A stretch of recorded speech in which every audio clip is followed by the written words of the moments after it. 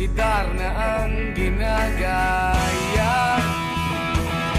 Minsan na may nagpipistida, maging sa laruan, manika ang napagtripan.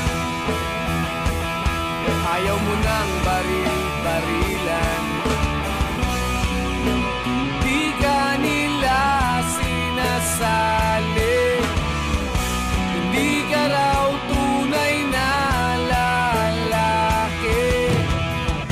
Gusto ng tatay mo na ika'y magsundalo, pero babae ang puso mo.